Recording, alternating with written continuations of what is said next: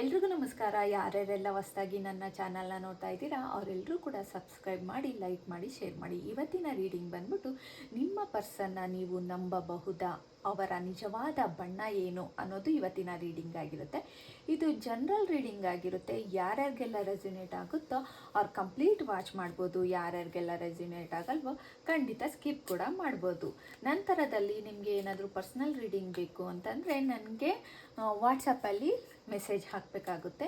ನಂತರ ಈ ಒಂದು ಎನರ್ಜಿನ ರಿಸೀವ್ ಮಾಡೋಕ್ಕೆ ನೀವು ನನ್ನ ಕಮೆಂಟಲ್ಲಿ ಥ್ಯಾಂಕ್ ಯು 111 ಅಂದ್ಬಿಟ್ಟು ನನಗೆ ಕಮೆಂಟ್ ಮಾಡಿ ಪಾಸಿಟಿವ್ನ ರಿಸೀವ್ ಮಾಡ್ಕೊಳ್ಳಿ. ಓಕೆ, ನಿಮ್ಮ ವ್ಯಕ್ತಿಯನ್ನು ನೀವು ಯಾವ ವ್ಯಕ್ತಿಯ ಬಗ್ಗೆ ಈ ಒಂದು ರೀಡಿಂಗ್ನ ನೋಡ್ತಾ ಇದ್ದೀರಾ ಆ ವ್ಯಕ್ತಿಯನ್ನು ನೆನಪು ಮಾಡ್ಕೊಳ್ತಾ ಈ ಒಂದು ರೀಡಿಂಗನ್ನು ನೋಡಿ. ಅವರ ಫೇಸನ್ನು ನೆನಪು ಮಾಡ್ಕೊಳ್ಳಿ, ಅವರ ಹೆಸರನ್ನು ನೆನಪು ಮಾಡ್ಕೊಳ್ಳಿ, ಅವರ ಹೆಸರನ್ನು ಮನಸ್ಸಲ್ಲಿ ಹೇಳ್ಕೊಳ್ಳಿ. ನಂತರದಲ್ಲಿ ಈ ಒಂದು ರೀಡಿಂಗ್ನ ಪಾಸಿಟಿವ್ ಎನರ್ಜಿಯಿಂದ ನೋಡಿ. ಅಂದರೆ ಥ್ಯಾಂಕ್ ಯು ಯೂನಿವರ್ಸ್, ನನಗೆ ಒಂದು ಒಳ್ಳೆಯ ರೀಡಿಂಗ್ ಕೊಡಿ ಅನ್ನೋ ರೀತಿಯಲ್ಲಿ ನೀವು ಹೇಳ್ತಾ ಈ ಒಂದು ರೀಡಿಂಗ್ನ ಪಾಸಿಟಿವ್ ಆಗಿ ರಿಸೀವ್ ಮಾಡ್ಕೊಳ್ಳಿ.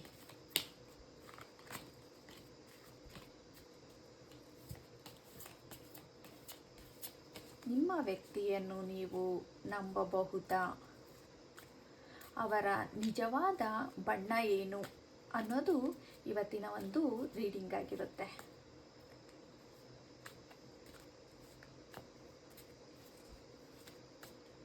ಓಕೆ, ನೋಡೋಣ.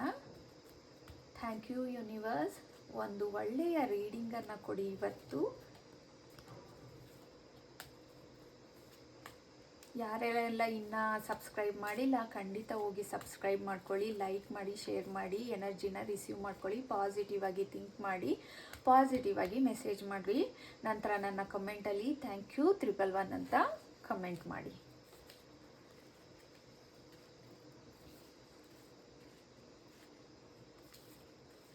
ಓಕೆ, ನಿಮ್ಮ ಪರ್ಸನ್ನ ನೀವು ನಂಬಬಹುದಾ,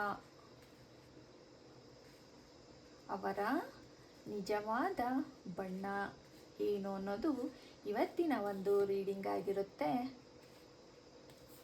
ನಿಮ್ಮ ವ್ಯಕ್ತಿಯನ್ನು ನೀವು ನೆನಪು ಮಾಡ್ಕೊಳ್ಳಿ,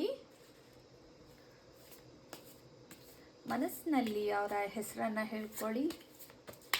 ಯಾವ ವ್ಯಕ್ತಿಯನ್ನು ನೋಡ್ತಾ ಇದ್ದೀರಾ ಆ ವ್ಯಕ್ತಿಯ ಬಗ್ಗೆ ಈ ಒಂದು ರೀಡಿಂಗ್ ಆಗಿರುತ್ತೆ.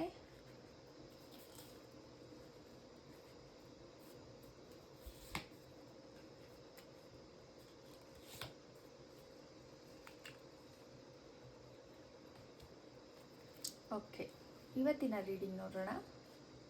ರೀಡಿಂಗ್ ಬಂದ್ಬಿಟ್ಟು ನೋಡ್ತಾ ಇರ್ಬೋದು, ಇಲ್ಲಿ ಕ್ವೀನ್ ಆಫ್ ಸ್ವಾರ್ಡ್ಸ್ ಬಂದಿದೆ, queen of wands, queen of cups ಬಂದಿದೆ. ಈ ವ್ಯಕ್ತಿ ಹೊರಗೆ ನೋಡಲು ತುಂಬ ಆತ್ಮವಿಶ್ವಾಸಿ, ಆಕರ್ಷಣೆ, ಮಾತಿನಲ್ಲಿ ಸ್ಟ್ರಾಂಗ್ ಆಗಿ ಕಾಣಿಸಿಕೊಳ್ತಾರೆ. ಆದರೆ ಅವರ ಒಳಗಿನ ಭಾವನೆ ಸುಲಭವಾಗಿ ತೋರಿಸುವ ಸ್ವಭಾವ ಅವರದಲ್ಲ. ಅವ್ರು ಏನೇ ಇದ್ರೂ ಕೂಡ ಅವ್ರ ಮನಸ್ಸಿನಲ್ಲಿ ಇಟ್ಕೊಳ್ತಾರೆ ಹೊರತು ಅವರು ಯಾರ ಹತ್ರನೂ ಕೂಡ ಅದನ್ನು ಶೇರ್ ಮಾಡಲ್ಲ ಅಂತ ತೋರಿಸ್ತಾ ಇದೆ. ನಂತರ ಸಂಬಂಧಗಳಿಂದ ದೂರ ಹೋಗುವುದು, ಸೈಲೆಂಟ್ ಆಗುವುದು, ಭಾವನೆಗಳನ್ನು ತನ್ನ ಮನಸ್ಸಿನಲ್ಲಿ ಇಟ್ಕೊಳ್ಳುವುದು ಇವರ ಗುಣ ಆಗಿರುತ್ತೆ. ಸಮಸ್ಯೆ ಬಂದಾಗ ಇವರು ಮುಖಾಮುಖಿ ನಿಮ್ಮೊಂದಿಗೆ ಅವರು ಹಂಚ್ಕೊಳ್ಳಲ್ಲ. ಅವರು ಏನಾದರೂ ಒಂದು ಸಮಸ್ಯೆ ಬಂದಿದೆ ಅಂದರೆ ಸಡನ್ನಾಗಿ ದೂರ ಸರಿಯೋದು ಇವರ ವ್ಯಕ್ತಿತ್ವ ಆಗಿರುತ್ತೆ. ನಂತರದಲ್ಲಿ ಅಂದರೆ ಕೆಲ ಸಮಯದಲ್ಲಿ ಅವರು ಬೇಗನೆ ಒಂದು ಸಂಪರ್ಕ ಮಾಡಬಹುದು, ಮೆಸೇಜ್ ಮಾಡಬಹುದು, ಮತ್ತು ಒಮ್ಮೆ ಕಾಣಿಸ್ಕೊಳ್ಬೋದು ನಿಮ್ಮ ಹತ್ರ ಅನ್ನೋದು ಈ ಒಂದು ರೀಡಿಂಗಲ್ಲಿ ಕಾಣ್ತಾ ಇದೆ. ಆದರೆ ಸ್ವಲ್ಪ ನಿಧಾನವಾಗಿ ಆಗುತ್ತೆ ಅನ್ನೋದು ಕೂಡ ಹೇಳ್ತಾ ಇದೆ ರೀಡಿಂಗು. ತಮ್ಮ ಮಾತು, ಇಚ್ಛೆ, ತಮ್ಮ ಗುರಿ ಇವುಗಳಿಂದ ಹೆಚ್ಚು ಮಹತ್ವವನ್ನು ಅವರು ಕೊಡ್ತಾರೆ ಅಂತ ಇದರಲ್ಲಿ ಕಾಣ್ತಿದೆ. ಇವರಲ್ಲಿ ಸ್ವಲ್ಪ ಈಗೋ ಅನ್ನೋದು ತುಂಬಾ ಜಾಸ್ತಿ ಅನ್ನೋದೇ ಇದೆ. ಇವರು ತನ್ನ ಭಾವನೆಗಳನ್ನು ಯಾರ ಹತ್ರನೂ ಕೂಡ ಶೇರ್ ಮಾಡ್ಕೊಳ್ಳಲ್ಲ. ಬೇಗನೆ ಕೋಪ ಬರೋ ಅಂಥದ್ದು, ಬೇಗ ನಿರ್ಧಾರ ಮಾಡೋ ಅಂಥದ್ದು, ಈ ಗುಣ ಇವರಲ್ಲಿ ಜಾಸ್ತಿ ಇದೆ ಅಂತ ಕಾಣ್ತಾ ಇದೆ. ನಂತರದಲ್ಲಿ ಇವರು ನಿಜವಾಗ್ಲೂ ಸಂಪೂರ್ಣವಾಗಿ ಕೆಟ್ಟವರು ಅಲ್ಲ, ಸೀರಿಯಸ್ ಆಗಿ ಒಳ್ಳೆಯರು ಅನ್ನೋದು ಕೂಡ ಇಲ್ಲಿ ಕಾಣ್ತಾ ಇಲ್ಲ. ಹಾಗಾಗಿ ಅಂದರೆ ಇವರನ್ನ ಬದಲಾವಣೆ ಮಾಡ್ಬೋದಾ ಅಂತ ಅಂದರೆ ಖಂಡಿತವಾಗ್ಲೂ ಇವ್ರನ್ನ ನಿಧಾನವಾಗಲಿ ಈ ಬದಲಾವಣೆ ಮಾಡ್ಬೋದು ಅನ್ನೋದನ್ನ ತೋರಿಸ್ತಾ ಇದೆ. ನಿಜವಾಗ್ಲೂ ಹೇಳೋದಾದರೆ ಇವರು ಕಂಪ್ಲೀಟು ಕೆಟ್ಟವರಲ್ಲ, ಆದರೆ ಇವ್ರನ್ನ ಒಳ್ಳೆ ರೀತಿಯಲ್ಲಿ ಮಾತಾಡಿಸ್ಕೊಂಡು ಒಳ್ಳೆ ರೀತಿಯಲ್ಲಿ ಬದಲಾವಣೆ ಮಾಡ್ತೀವಿ ಅಂದರೆ ಖಂಡಿತ ಆಗುತ್ತೆ ಅಂತಲೇ ಹೇಳ್ತಾ ಇದ್ದೆ. ಆದರೆ ಕೆಲವೊಂದು ಸತಿ ತುಂಬಾ ಗೊಂದಲ, ಒಂಥರ ಕೆಲವೊಮ್ಮೆ ಇವರ ಲೈಫಲ್ಲಿ ಮೂರನೇ ವ್ಯಕ್ತಿಯು ಕೂಡ ಬಂದು ಹೋಗಿರ್ತಾರೆ. ಆದರೆ ಅವರ ಲೈಫಲ್ಲಿ ಮೂರನೇ ವ್ಯಕ್ತಿ ಬಂದು ಕೂಡ ಹೋಗಿದ್ದಾರೆ. ಆದರೆ ಅದು ರಿಯಾಲಿಟಿ ಏನು ಅಂತ ಅಂದರೆ ಇಲ್ಲಿ ನೋಡ್ತಾ ಇರ್ಬೋದು, ಮೂರನೇ ವ್ಯಕ್ತಿ ಅಂತ ಅಂದರೆ ಒಬ್ಬ ಬೇರೆ ಪರ್ಸನ್ ಅಂತಾನೆ ಅಲ್ಲ. ಅವರ ಸಂಬಂಧದಲ್ಲಾಗಿರ್ಬೋದು, ಅವರ ಅಕ್ಕ ತಂಗಿ ಆಗಿರ್ಬೋದು, ಚಿಕ್ಕಮ್ಮ ದೊಡ್ಡಮ್ಮ, ಈ ಥರನೂ ಕೂಡ ಆಗಿರುತ್ತೆ. ಆದರೆ ಇವರು ಕೇರ್ಫುಲ್ ಆಗಿರಬೇಕು. ನಿಮ್ಮ ಇಬ್ಬರ ಸಂಬಂಧದಲ್ಲಿ ಸ್ವಲ್ಪ ಮೂಗು ತೂರಿಸೋರು ಅಂತ ಹೇಳ್ತಾರಲ್ಲ, ಬಂದು ಸ್ವಲ್ಪ ಕಿರಿಕಿರಿ ಮಾಡೋ ಅಂಥವ್ರು, ಮತ್ತು ಜಗಳ ಸ್ಟಾರ್ಟ್ ಮಾಡೋ ಅಂಥದ್ದು, ಅವ್ರಿಗೂ ನಿಮಗೂ ಹೇಳ್ಕೊಡೋ ಅಂಥದ್ದು, ಇಂಥದ್ದು ತುಂಬಾ ನಿಮ್ಮಿಬ್ಬರಲ್ಲೂ ಕಂಡು ಬರ್ತಾ ಇದೆ ಅನ್ನೋದನ್ನು ಹೇಳ್ಬೋದು.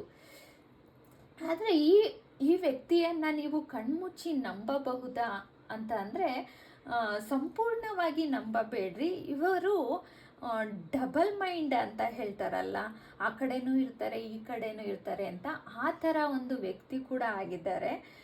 ಒಂದು ಕಡೆ ಪ್ರೀತಿ ಇರ್ತದೆ, ಇನ್ನೊಂದು ಕಡೆ ಸ್ವಾರ್ಥನೂ ಕೂಡ ಇರುತ್ತೆ ಅನ್ನೋದು ತೋರಿಸ್ತಾ ಇದೆ. ಆದರೆ ಈಗೋ ಅನ್ನೋದು ತುಂಬಾ ಇವರಲ್ಲಿ ಜಾಸ್ತಿ ಇದೆ.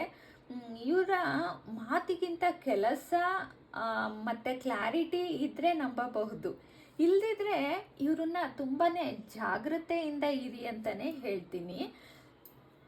ಆದರೆ ಇವರ ಭಾವನೆ ಏನಂದರೆ ಇವರು ಯಾರಿಗೂ ಕೂಡ ತೋರಿಸ್ಕೋದಿಲ್ಲ. ಪ್ರೀತಿ ಇದೆ, ಆದರೆ ಈಗೋ ಕೂಡ ಜಾಸ್ತಿ ಇದೆ. ನಿಮ್ಮ ಹತ್ರ ಬರಬೇಕು ಅಂತ ಅಂತಾರೆ, ಒಂಥರ ಸೈಲೆಂಟು ಕೂಡ ಆಗ್ತಾರೆ. ಹೀಗಾಗಿ ಇವ್ರನ್ನ ನಂಬಬಹುದು, ನಂಬಬೇಡ ಅಂದರೆ ಕೆಟ್ಟವರು ಅಲ್ಲ, ಒಳ್ಳೆಯರು ಅಲ್ಲ. ಆದರೆ ಒಳ್ಳೆಯರನ್ನಾಗಿ ಮಾಡಿಕೊಂಡ್ರೆ ಖಂಡಿತ ಒಳ್ಳೆಯರಾಗಿ ಇರ್ತಾರೆ ಅನ್ನೋದು ತುಂಬಾ ಇದೆ. ಸ್ವಲ್ಪ ಡಬಲ್ ಗೇಮು ಆಡ್ತಾರೆ ಅನ್ನೋದು ಕೂಡ ಇಲ್ಲಿ ಕಣ್ಮುಂದೆ ತೋರಿಸ್ತಾ ಇದೆ. ಜಾಸ್ತಿ ನೀವು ನಂಬೋದು ಬೇಕಾಗಿಲ್ಲ. ನಿಮ್ಮ ಹತ್ರ ನೀವು ಅವ್ರು ಬಂದಾಗ ನಂಬ್ರಿ ಅಂತ ಹೇಳ್ತೀನಿ.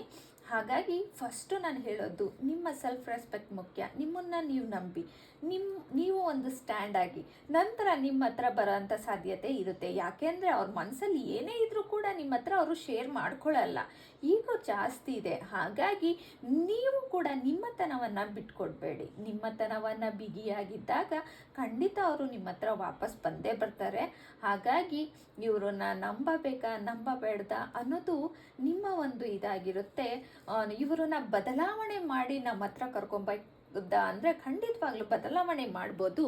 ಮುಂದಿನ ಲೈಫಲ್ಲಿ ನಿಮ್ಮ ಜೊತೆ ಬಂದಾಗ ಖಂಡಿತ ಅವ್ರಿಗೆ ಸ್ವಲ್ಪ ಹೀಲ್ ಆಗೋಕ್ಕೆ ಟೈಮ್ ಕೊಡಿ, ಅವರು ಖಂಡಿತ ಚೇಂಜ್ ಆಗ್ತಾರೆ ಅಂತ ಹೇಳ್ತೀನಿ.